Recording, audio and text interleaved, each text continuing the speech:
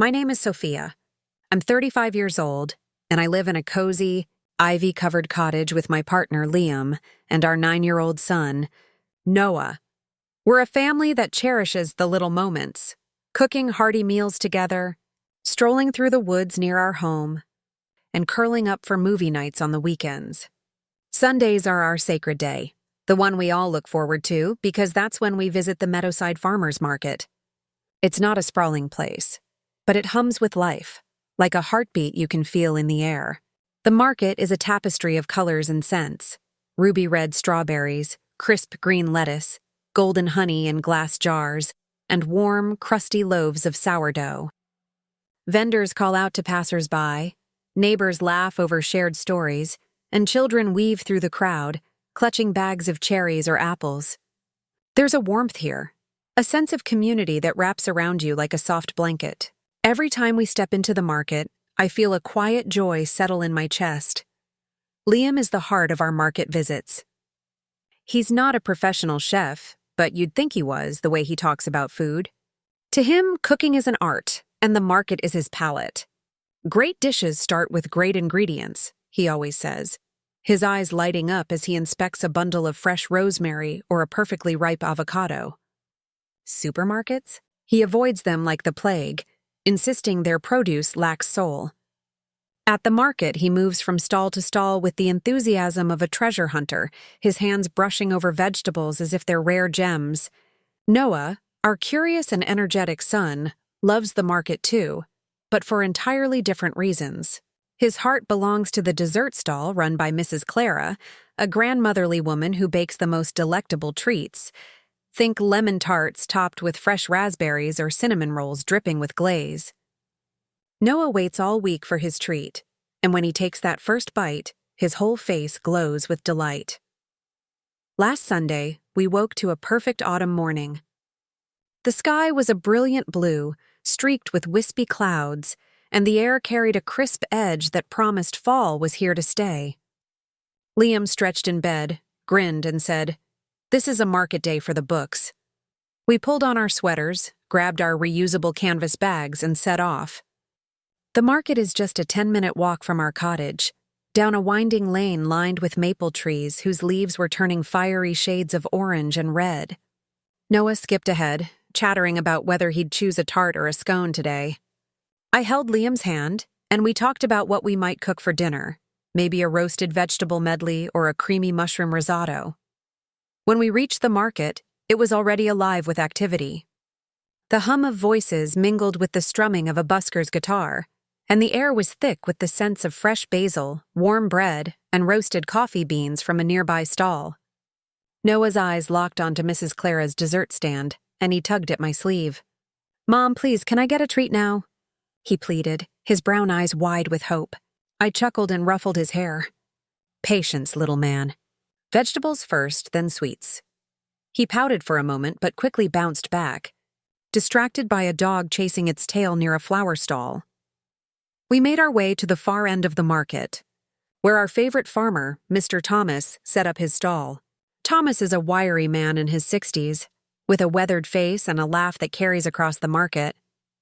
He's been farming his land for decades, and he knows us by name, especially Noah, whom he always greets with a wink and a handful of sugar snap peas to munch on. "Morning, Noah. How's my favorite helper today?" he called out as we approached. Noah grinned, popping a pea in his mouth. "I'm great, Mr. Thomas. Got any carrots today?" Thomas chuckled. "Always carrots for you, kid." "Morning, Sophia." "Morning, Liam," Thomas said, tipping his worn baseball cap. "What's on the menu this week?" Liam rubbed his hands together, already scanning the stall. It was a feast for the eyes. Deep purple eggplants, vibrant orange pumpkins, glossy green zucchini, and baskets of heirloom tomatoes in every shade of red, yellow, and green. "Everything looks incredible," Liam said, practically vibrating with excitement. "Let's start with 3 pounds of those tomatoes, 2 pounds of fingerling potatoes, a bunch of kale, and, oh, do you have any beets?" Thomas nodded. "Picked 'em this morning. Golden and red, sweet as can be." "Perfect," I said, picturing a roasted beet salad with goat cheese, and maybe some apples for Noah's lunchbox. Thomas gestured to a crate of Honeycrisp apples, their skins gleaming in the sunlight. "These are the best this season," he said. "Sweet and crisp, just how you like 'em." We added a half-dozen apples to our haul, and Thomas tallied it up. "That'll be $8.50, he said, packing our purchases into our bags with care. Liam handed over the cash, and Thomas waved as we moved on. "See you next Sunday." Next, we stopped at the herb stall, where Liam went into full chef mode. He picked up bundles of thyme, sage, and cilantro, holding each to his nose and inhaling deeply. "This is the good stuff," he said, passing me a sprig of rosemary to smell. Its piney aroma was so strong it made my mouth water. "This'll elevate our dinner to a whole new level," he declared, and I couldn't help but smile at his passion. Noah, meanwhile, was tugging at my hand again, his eyes fixed on the dessert stall across the square. Finally, we gave in and headed to Mrs. Clara's stand. Her table was a work of art. Golden scones studded with currants, chocolate brownies dusted with powdered sugar, and her famous fruit tarts, each one a tiny masterpiece. "There's my favorite customer," Mrs. Clara said, her eyes crinkling as she spotted Noah. She always called him her taste tester, because he'd once spent 5 minutes deliberating between a peach tart and a blueberry scone. Today, he pointed decisively at a tart topped with glistening blackberries. "That one, please," he said. Mrs. Clara wrapped it carefully in wax paper and handed it to him with a smile. "Enjoy, sweetheart." We found a shady spot under an oak tree near the market's central fountain, where we sat on a weathered wooden bench. Noah savored his tart, taking tiny bites to make it last, while Liam and I shared a warm baguette we'd picked up from the bakery stall. The bread was crusty on the outside, soft and chewy within, and we tore off pieces, dipping them in a small jar of herbed olive oil we'd bought. Around us, the market buzzed with life, vendors calling out their specials, kids laughing as they played tag, and an elderly couple dancing slowly to the buskers' music. As we ate, we planned our dinner. Liam was set on a roasted vegetable soup with a thyme-infused broth, while I suggested a kale and apple salad with a lemon vinaigrette. Noah, licking blackberry juice from his fingers, piped up, "Can I help chop the veggies?" Liam grinned. "You're on potato duty, buddy." The morning slipped away as we wandered to a few more stalls, picking up a wedge of aged cheddar, a dozen farm-fresh eggs, and a jar of wildflower honey. We chatted with neighbors, swapped recipes, and soaked in the golden sunlight filtering through the trees. By the time we started the walk home, our bags were heavy with treasures, and our spirits were lighter than ever. Noah walked between us, swinging our hands and humming a tune. The market wasn't just about food. It was about connection, about the simple joy of being together in a place that felt like home. Liam glanced at me, his eyes soft. "This is what life's about, isn't it?" he said quietly. I squeezed his hand. Couldn't agree more, but as we strolled back, we had no idea that this Sunday was about to become unforgettable, thanks to a small, unexpected moment that would make the Meadowside Farmers Market even more special to us.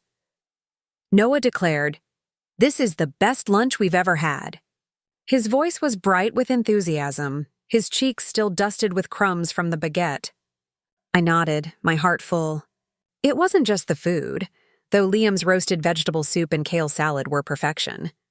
It was the way we sat around our worn oak table, sunlight streaming through the window, laughing and sharing stories. These moments, simple yet profound, were what made our Sundays so precious. After lunch, we sprawled out in the living room, the afternoon light casting golden patterns on the hardwood floor. Noah flopped onto the rug with his sketchbook, his colored pencils scattered around him like a rainbow. He was drawing vegetables from memory, a plump red tomato with a vibrant green stem, a knobby potato, a curly leaf of kale. "This is Mr. Thomas's tomato," he said proudly, holding up his masterpiece. Liam leaned over from the couch, his eyes crinkling with pride.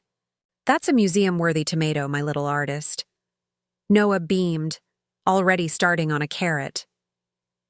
The afternoon stretched lazily before us, and we decided to head back to the Meadowside Farmers Market Square. On Sundays, the market often hosted little events, A local band strumming folk tunes, a storyteller captivating kids, or even an impromptu dance session by the fountain. Curious to see what was happening, we grabbed our jackets and strolled back down the maple-lined lane. The air was crisp, carrying the faint sweetness of fallen leaves, and the sky glowed with the soft hues of an autumn sunset. Noah skipped ahead, kicking at piles of leaves, while Liam and I walked hand in hand, savoring the quiet beauty of the moment. When we reached the square, the market was alive with a different kind of energy. A young woman with a guitar sat under a sprawling oak tree, her fingers dancing over the strings, filling the air with a soulful melody. Families lounged on blankets, couples swayed gently to the music, and a group of children spun and twirled near the bubbling fountain, their laughter rising like bubbles. Noah didn't hesitate. He ran off to join the other kids, his sneakers flashing as he leaped into their game of chase. Liam and I found a bench nearby, its wood worn smooth by years of visitors. We sat close, our shoulders touching, and let the music wash over us. The scene felt like a painting, vibrant, warm, and timeless. As I scanned the square, I noticed Mr. Thomas, the farmer, weaving through the crowd. His usual easy smile was gone, replaced by a furrowed brow, and he carried an empty wicker basket with a tense grip. Concern tugged at me. I stood and crossed the square to meet him. "Mr. Thomas, is everything okay?" I asked, my voice soft but steady. He sighed, his shoulders slumping. "Not quite, Sophia. One of my helpers called in sick today, and I've got crates of apples still sitting in my truck. I can't get them to the stall alone, and I'm worried I'll miss out on sales." His eyes flicked toward his stall, where a small line of customers was already forming. I glanced back at Liam, who had followed me over. He didn't hesitate. "We've got you, Thomas," he said, rolling up his sleeves with a grin. "Point us to the truck." Thomas blinked, surprised. "Are you sure? Those crates are heavy." Liam laughed, flexing his arms playfully. "I may spend my days cooking, but I can handle a few apples." Just then, Noah bounded over, his cheeks flushed from running. "Can I help too?" he asked, bouncing on his toes. Thomas's face softened, and he handed Noah a small canvas bag. "You can carry this, little man. Every bit helps." We followed Thomas to his beat-up pickup truck parked near the market's entrance. The bed was stacked with wooden crates, each brimming with apples, ruby red galas, and golden honey crisps that caught the sunlight like jewels. We set to work, Liam and I hauling the heavier crates while Noah proudly carried his bag, swinging it with exaggerated care. The task wasn't easy. My arms ached after the first few trips. But there was something satisfying about it. The market buzzed around us, vendors and shoppers nodding in approval as we worked together. Noah chattered nonstop, asking Thomas about how apples grow and whether worms really live inside them. Thomas, his worry easing, answered with patience and a few chuckles. After what felt like an hour, the last crate was stacked neatly at Thomas's stall, the apples gleaming under the afternoon sun. He wiped his brow and turned to us, his eyes warm with gratitude. "I can't thank you enough," he said. "You saved my day." Liam waved it off, catching his breath. "You give us the best produce every week, Thomas. This is nothing." Thomas paused, then reached into a crate and handed Noah a small paper bag filled with apples. "For my favorite helper," he said with a wink. Noah's face lit up like a lantern. "Thank you, Mr. Thomas," he exclaimed, clutching the bag to his chest. The rest of the afternoon unfolded like a dream. Thomas's stall was swarmed with customers drawn to the fresh apples, and he worked with renewed energy, his smile back in place. Noah rejoined the other kids, showing off his bag of apples and telling anyone who'd listen about his important job. Liam and I lingered near the stall, chatting with neighbors and soaking in the market's vibrant hum. I watched Liam, his face glowing with quiet pride, and felt a surge of love for how deeply he cherished this place, not just for the food, but for the people, the stories, the life it held. As the sun dipped lower, casting a golden glow over the square, Thomas approached us again. His expression was softer now, almost reflective. "You know," he said, "when I was a boy, I worked this same land with my grandfather. He taught me that food isn't just about eating, it's about connection, about caring for each other. You folks reminded me of that today." His words landed gently, like leaves falling, and I felt a lump in my throat. He was right. The market wasn't just a place to buy vegetables. It was a tapestry of kindness, woven from small acts and shared moments. As the market began to wind down, we said our goodbyes to Thomas and the other vendors. Noah, still clutching his apples, walked between us, his steps slower now, tired but content. The sky was a canvas of pink and orange as we made our way home, the air cool against our skin. At home, Noah had a spark of inspiration. "Mr. Thomas gave me these apples," he said, holding up his bag. "We should make something amazing with them." Liam's eyes lit up. "An apple tart, then. A family project." We gathered in the kitchen, the heart of our home, where the counters were already cluttered with market finds. Liam rolled out dough with practiced hands, while Noah and I sliced apples into thin, glistening wedges. Noah sprinkled cinnamon and sugar into a bowl, his tongue poking out in concentration. "This is gonna be the best tart ever," he declared. The kitchen filled with the warm, sweet scent of baking apples, and when the tart emerged from the oven, golden, flaky, and fragrant, we couldn't wait to dig in. We sat at the table, the tart still warm, and each bite was a burst of sweetness, the apples soft and spiced just right. Noah closed his eyes dramatically. "This is better than Mrs. Clara's," he whispered, and we all laughed. After dinner, we settled in the living room, the day's warmth lingering like the glow of a candle. Noah curled up on the couch with a book about plants, his eyelids drooping. Liam and I sipped chamomile tea, the mugs warming our hands. "Today was something special," I said softly, leaning against him. He nodded, his voice low. "It's the little things, isn't it? The market, the people, us." But the day wasn't quite over. As we tidied the kitchen, the doorbell chimed, startling us in the quiet evening.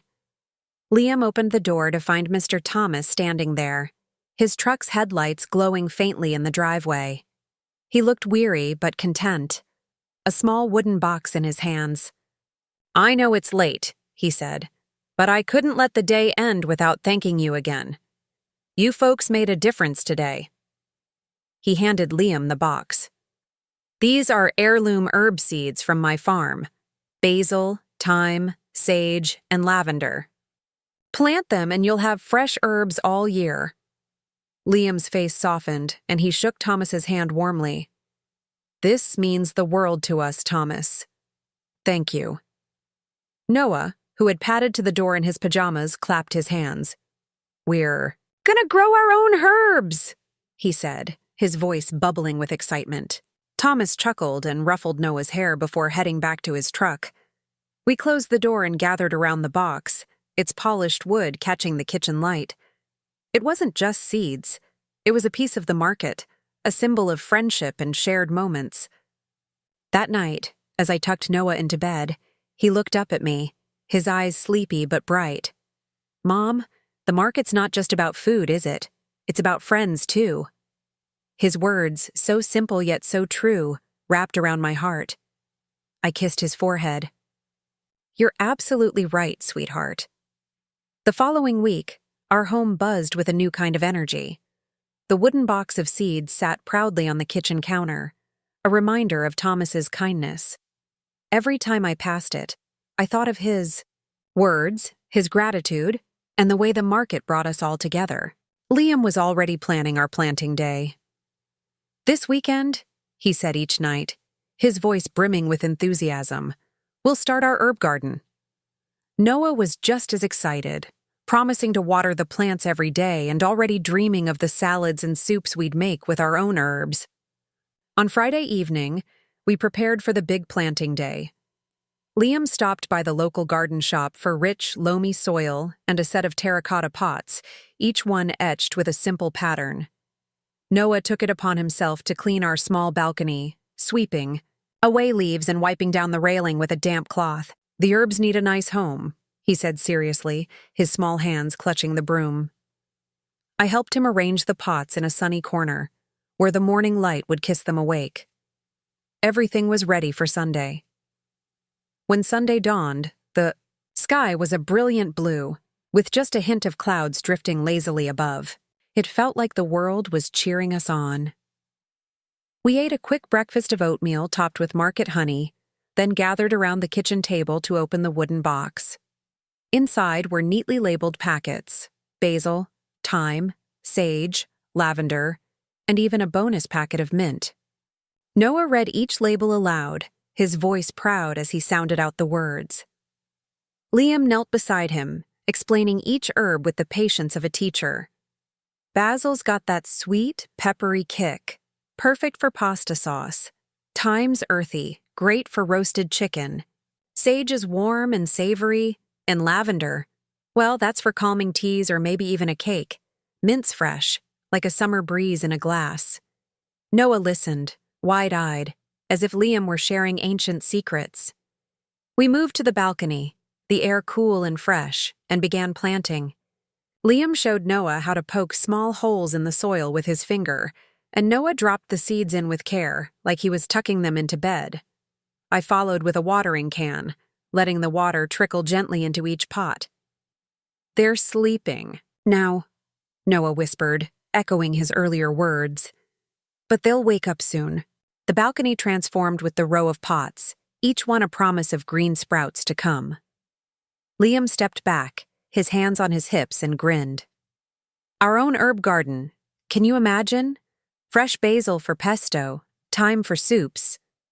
His voice trailed off, lost in culinary dreams. With the planting done, we decided to head back to the Meadowside Farmers Market.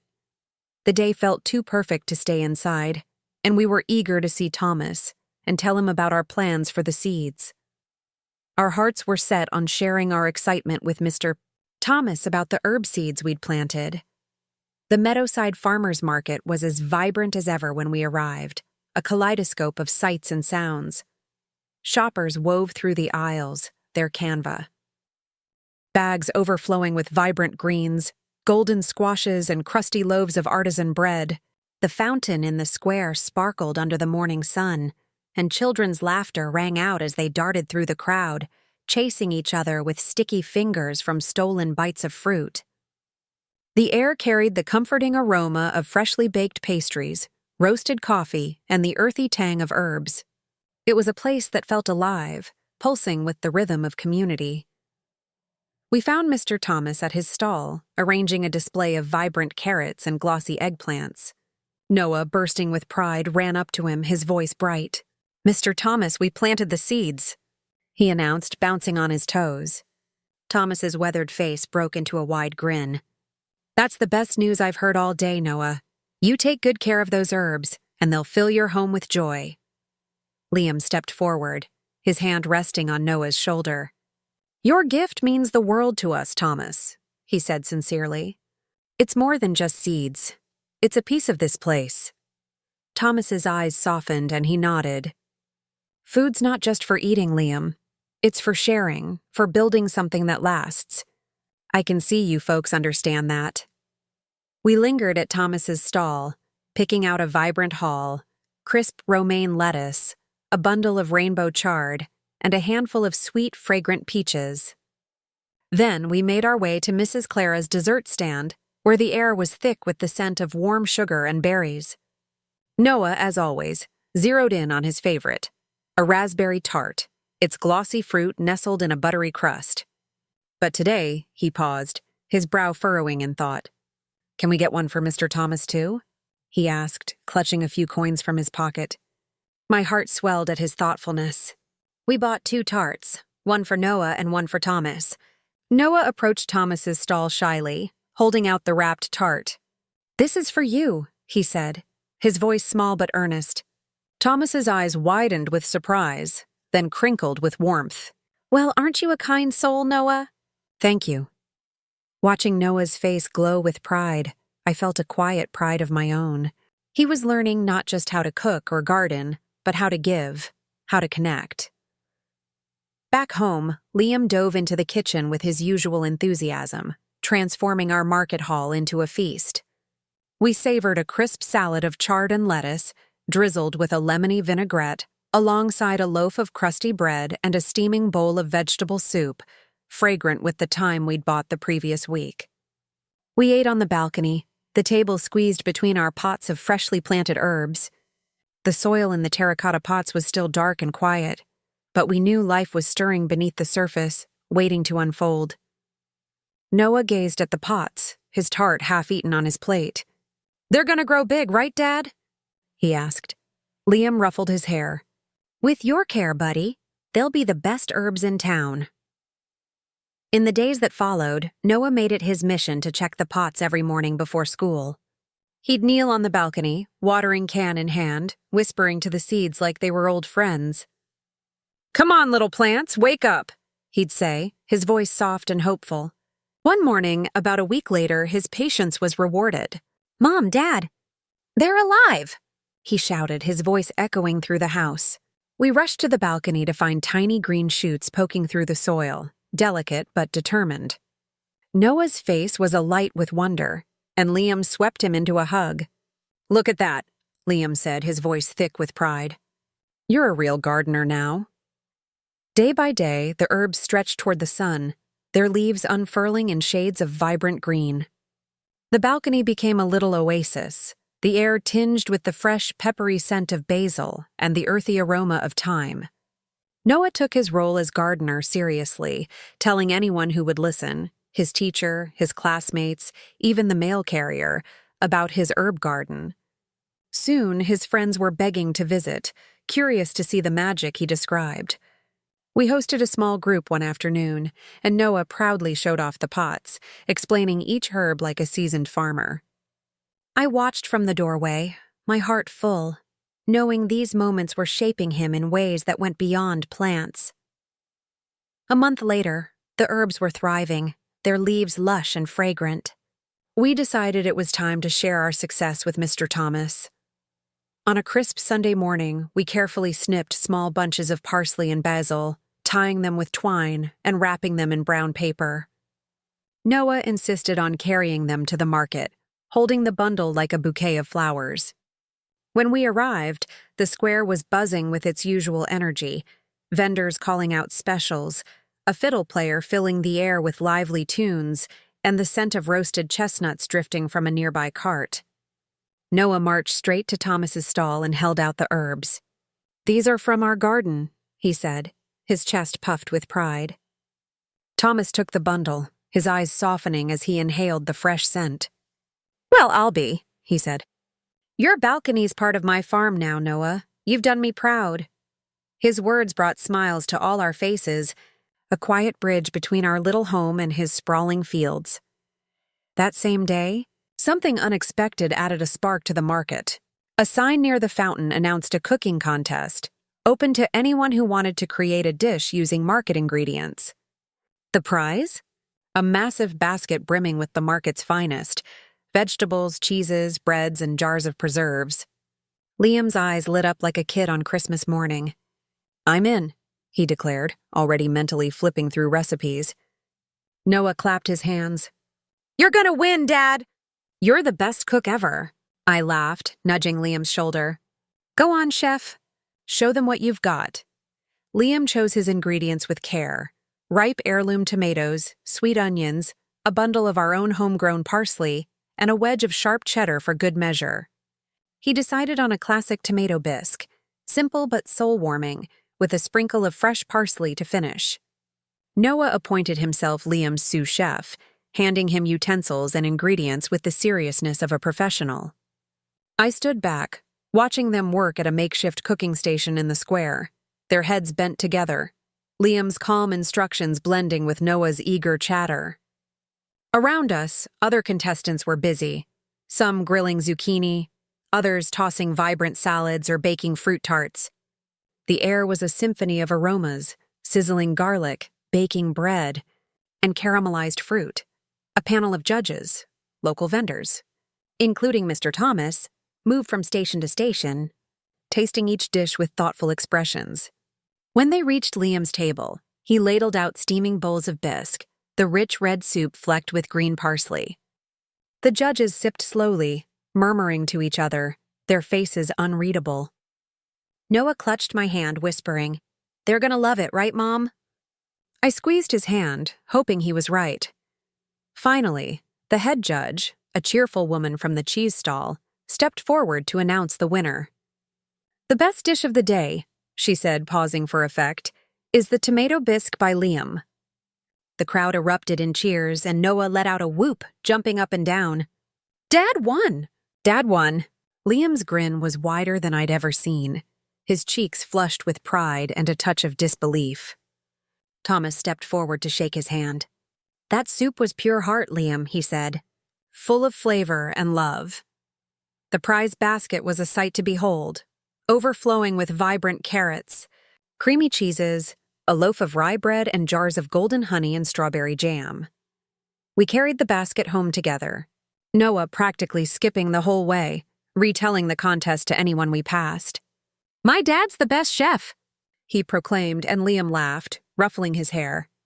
"I'm just a guy who loves to cook, buddy." But today was pretty great. That evening, we invited our neighbors, Mrs. Patel from next door, the young couple across the street, and even our mail carrier, who'd become a friend, to share in our bounty. Liam whipped up another pot of soup, I tossed a salad with our homegrown herbs, and we baked a peach cobbler with the market's juicy fruit. The balcony door was open, letting the scent of basil and lavender drift inside, mingling with the warmth of the meal. As we sat around the table, plates piled high and glasses clinking with sparkling water, the room filled with laughter and stories. Mrs. Patel shared tales of her childhood in Mumbai. The young couple recounted their recent hiking trip, and Noah regaled everyone with the saga of his herb garden. I looked around, my heart swelling. This was what Thomas had meant. Food was a thread, weaving together friends, family, and neighbors in a tapestry of joy. As the evening wound down and our guests said their goodbyes, Noah tugged at my sleeve. "Mom, today was the best day ever," he said, his eyes shining. "We planted stuff, Dad won the contest, and we shared everything." I knelt down and kissed his forehead. "You're right, sweetheart. And we'll have so many more days like this." Later, Liam and I sat on the balcony, the night air cool and fragrant with our herbs swaying gently in the breeze. He took my hand, his fingers warm against mine. "This market, these people, our little garden," he said softly. "It's what makes life so good." I leaned against him, the stars twinkling above. "It's our happy place," I said. "Always will be." What began as a simple Sunday trip to buy vegetables had grown into something far greater, a thread woven into the fabric of our lives. The Meadowside Farmers Market wasn't just a place to shop. It was a sanctuary of kindness, connection, and love. It was where we found not just food, but friendship, shared laughter, and the small moments that make life extraordinary.